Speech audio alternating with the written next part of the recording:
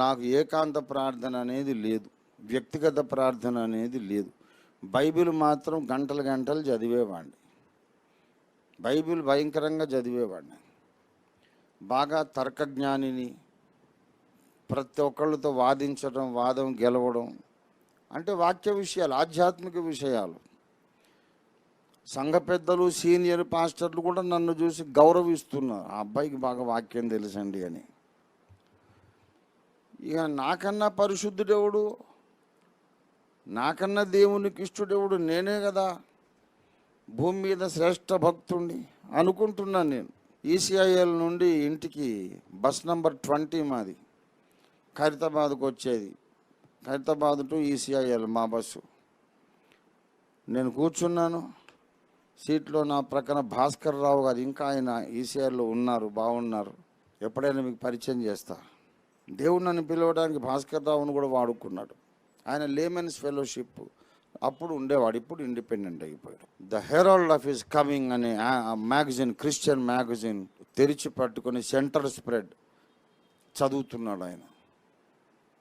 ఒక ఆర్టికల్ యొక్క టైటిల్ రాయబడి ఉంది, the greatest sin of a Christian prayerlessness అని. క్రైస్తవుని యొక్క అతి గొప్ప పాపము ప్రార్థన చెయ్యకపోవుట. ఆ టైటిల్ అది నా నెత్తిన పిడుగుపడ్డట్టు అయిపోయింది. నాకు బాగా బైబిల్ తెలుసు, బైబిల్ జ్ఞానం ఉంది, నేనే గొప్ప భక్తుడిని అనుకుంటున్నాను. కానీ ఈ ఆర్టికల్ ఏం చెబుతుందంటే, భూమి మీద అతి ఘోర పాపిని నేనే అని చెబుతుంది. నేను ప్రార్థన చేయటం లేదు. బాబోయ్ బ్రదర్, ఆ పేపర్ కొంచెం ఇస్తారా నాకని చెప్పి తీసుకొని ఇంటికి వచ్చే లోపల 20 కిలోమీటర్లు ఈసీఐఎల్ టు హైదరాబాద్, ఖైరతాబాద్. ఆ ఆర్టికల్ చదివేసరికి మా ఇల్లు వచ్చేసింది.